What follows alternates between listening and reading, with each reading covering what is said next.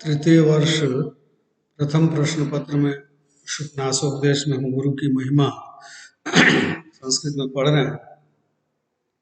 अब आगे की पंक्तियां देखिए कि गुरु का उपदेश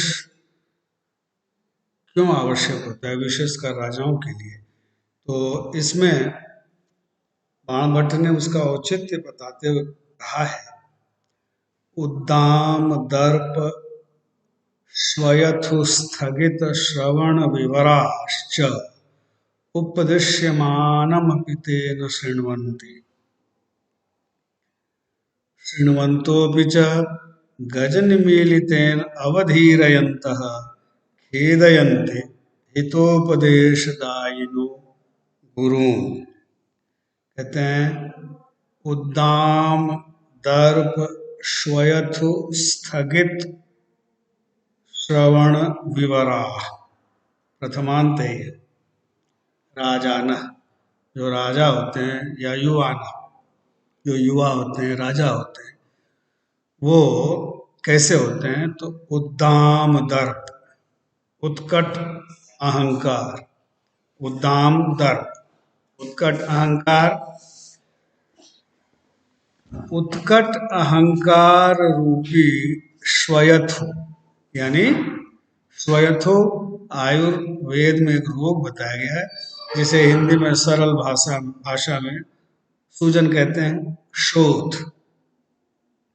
उद्दाम दर्प रूपी शोथ, सूजन से स्थगित हो गए हैं, यानी बंद हो गए हैं, पिहित हो गए हैं श्रवण विवर जिनके, कर्ण शस्कुलियां जिनकी, कान के छिद्र, उत्कट अहंकार रूपी शोथ से जिनके कान के छिद्र अवरुद्ध हो गए। उद्दाम दर्प श्वयथु स्थगित श्रवण विवरा, जिनके श्रवण विवर, जिनकी कर्ण शस्कुलियां उत्कट अहंकार रूपी शोथ के कारण स्थगित हो गई हैं, बंद सी हो गई हैं, ते ऐसे राजागण उपदिश्यमानमपि गुरुवाक्यम, उपदिष्ट किए जा रहे गुरु वचन को भी न शृण्वन्ति, नहीं सुनते। क्यों नहीं सुनते हैं? क्योंकि उनकी कर्ण शस्कुलियां उद्दाम दर्प रूपी शोथ से स्थगित हो गई है, मानो बंद सी हो गई। और एक तो सुनते नहीं है वो, उनके कानों में गुरु के वचन जाते ही नहीं, और अगर सुन भी लिया तो कहते हैं शृण्वन्तोपि, और सुनते हुए भी गज निमीलितेन अवधीरयन्तः, गज कहते हैं हाथी को, निमीलित मतलब दृष्टि, गज जैसे आंखें बंद रखता है अपनी और सिर हिलाता रहता है, उसी प्रकार गज निमीलित, गज निमीलित के द्वारा हाथी की तरह बंद आंखों से अवधीरयन्तः, उन गुरु वाक्यों को तिरस्कृत करते हुए, क्षत्रिय प्रत्ययान्त बहुवचन, अवधीरयन्तः तिरस्कृत करते हुए, खेदयन्ति खिन्न करते हैं, किनको? हितोपदेशदायिनो गुरून्, हितकर उपदेश देने वाले गुरुओं को ऐसे राजागण, ऐसे शिष्यगण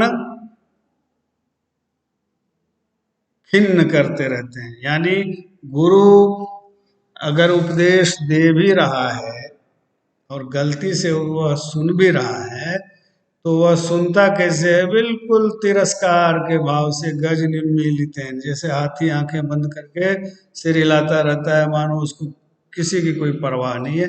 उसी प्रकार ऐसे युवा राजागण एक तो उत्कट अहंकार के कारण जिनके कर्ण विवर बंद हो गए हैं, ऐसे सुनते ही नहीं, और अगर सुनते भी हैं तो हितकर उपदेश देने वाले अपने गुरुजनों को उपेक्षा भाव से और भी पीड़ित करते हैं। ये बड़ा ही स्वाभाविक चित्रण किया है। जिनके मन में अहंकार होता है, अहंकार एक तो धन का, यौवन का, रूप का, शक्ति का, ये मद होता है। इस मद में मनुष्य ऐसा चूर होता है कि उसे किसी की कोई हितकारी बात सुननी अच्छी नहीं लगती। एक तो कोई हिम्मत नहीं करता कि इनको कोई कुछ कहे। अगर कोई उपदेश के वचन गलती से कह भी दे तो वो उसे बिल्कुल तिरस्कार के भाव से सुनते हैं, मानो उसके लिए उसकी कोई कीमत नहीं, उसका कोई मूल्य नहीं है।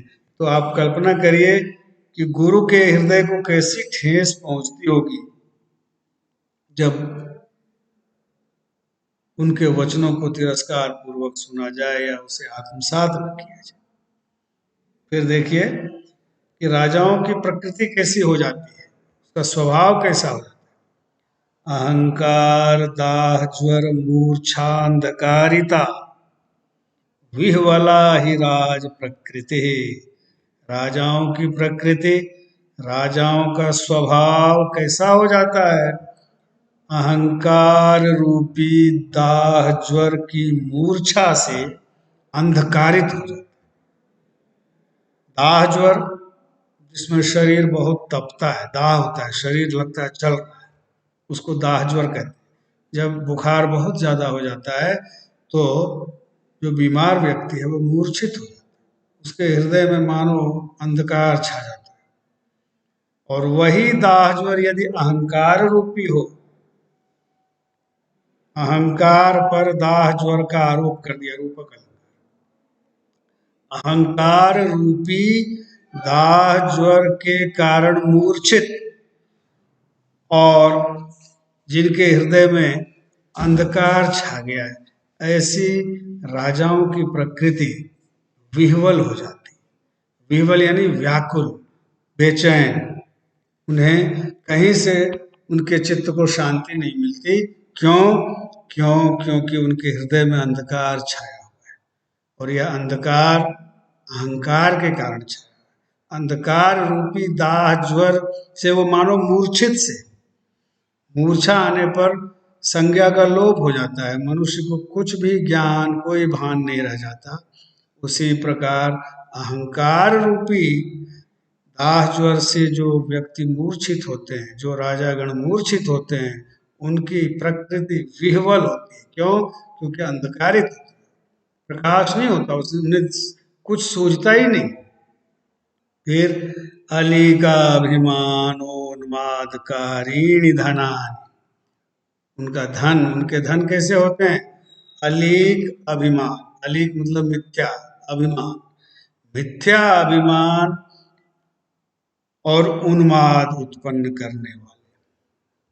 जो धन होता है वो मिथ्या अभिमान और उन्माद, पागलपन, इसको उत्पन्न करने वाला होता है। राज्य विष विकार तंद्रा प्रदा राजलक्ष्मी, और राजाओं की जो लक्ष्मी होती है, राजलक्ष्मी जो होती है वो कैसी होती है? तंद्रा प्रदा, तंद्रा को प्रदान करती है, आलस्य को प्रदान करती है। और वह तंद्रा कैसी?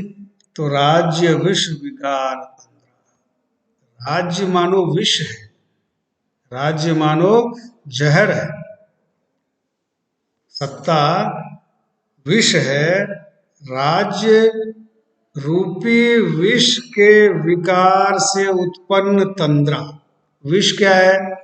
अगर कोई विषपान कर लेता है तो उसे तंद्रा हो जाती है, वो बेहोश हो जाता है, मूर्छित सा हो जाता है, तंद्रा आलस्य में आ जाता है, शिथिल प्राय हो जाता है।